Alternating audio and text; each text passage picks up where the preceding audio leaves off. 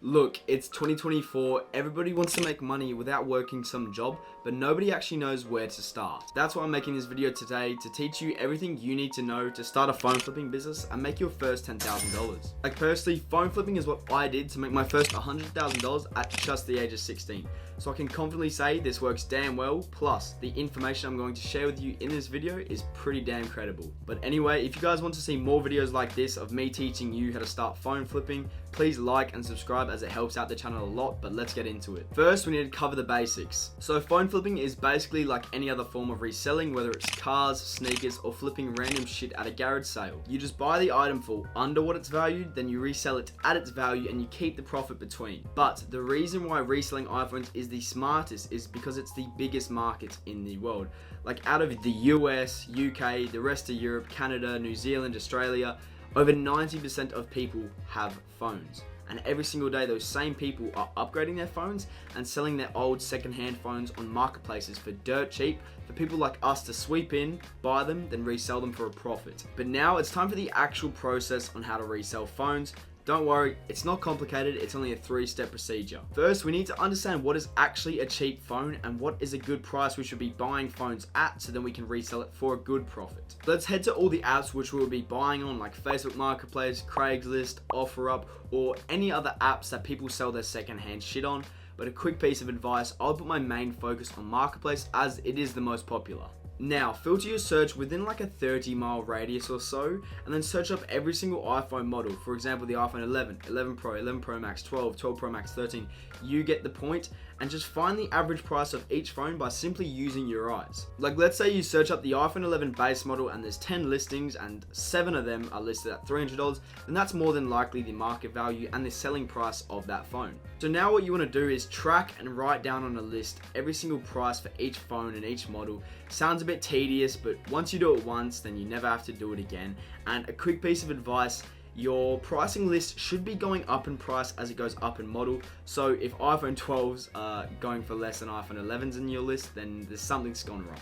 But now you have your list of all your prices. All you need to do now is get phones for $100 below that listed price. So number one, there's pretty much no risk of not making money. And number two, let's say your pricing list is slightly off, you're still going to be making at least $50 of profit. FYI, as you start selling phones, you'll know exactly how much they sell for. For example, if you sell an iPhone 11 for $300 in only 2 days, then that's a good price to continue selling your iPhone 11s at. Next is to actually learn how we're going to get these phones for cheap.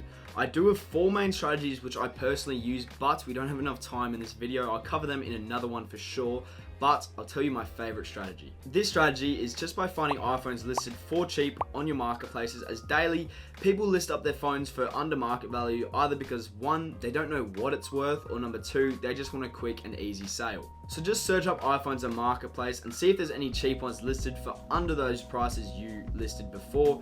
And look, 9 times out of 10, there probably won't be any cheap ones listed at the time of searching, but if you're checking every 30 minutes, then you're bound to find a cheap phone. And a good hack is, once you search up iPhones once in your search bar on Marketplace, every time you check again, it'll notify you by saying +1 added since search, which pretty much means since you last searched for iPhones, there's been another 1 or 2 or 3 or 4 listed. And you just want to constantly check this during the day, and like I said, you're bound to find cheap phones. Now, when messaging the seller who is listed a cheap phone for sale, they're going to have a lot of people banging on their door trying to buy the phone. So you just want to stand out by being quick, easy, and simple, and just message them along the lines of, hey, I'll come pick up immediately and I'll pay you in cash. And look, 9 times out of 10, they'll say yes to selling the phone to you. But I do understand that sometimes the ad they posted, you have a couple questions you need to ask, but I'd recommend asking those questions after the seller has expressed interest in selling the phone to you. Good piece of advice for you is, let's say an iPhone is listed $50 below market value, which is still cheaper, but you still want to make more than $50 profit on a single phone. So what you're going to do is you're going to message them saying, hey, I will come pick up immediately, and then state the price you want to buy it. As look, this can work pretty often, as you may be only asking for $50 less for giving them a quick, easy, and simple sale. Okay, now you actually know a strategy on how to get these cheap phones. It's time to actually meet with the seller and get the phone. Now this, I would say, is arguably one of the most important parts about phone flipping. Is when you're actually going and buying the phone, you want to thoroughly check the phone to make sure there's nothing wrong with it, as if you get it and it's dodgy or it's, stolen or anything, that's a pretty hard sting. So the process of thoroughly checking a phone is actually pretty simple. First of all, on arrival, most times the phone will already be reset, and obviously we need to get into it to test it and check it. So what we're going to do is what I call a quick start, which is just getting into the phone without actually putting anything on it. So first of all, you just want to swipe up, you want to click your language, click your country, and then you want to connect the phone to your hotspot. And after it's done connecting, you just want to skip everything. You want to skip iCloud account, you want to skip transferring any data, skip your Face ID, skip, just skip everything. And after around 2 minutes, you should get into the phone with absolutely nothing on it, but it's unlocked so you can actually test and check everything. And now you're into the phone, it's time to actually check everything. The first thing I always do is go straight to settings and check at the top if there's an Apple ID or an iCloud account signed into it. And if there is, you obviously ask the seller to, log out. But if they can't or anything like that, just don't buy the phone as it's locked.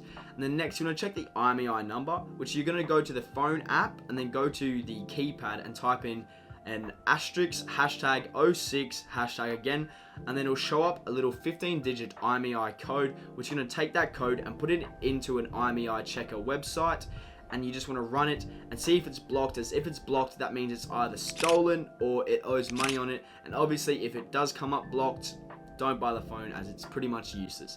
But look, it rarely ever happens. Like 99% of the time, it is always unblocked. Next is to actually check the condition of the phone and make sure it is like how they stated in the ad. So you want to check if there's any cracks, scratches, dents, marks, anything along those lines. And let's say there is, and they didn't state that in the ad, what you're going to do is you're just going to use this to negotiate with them and get more price off the phone.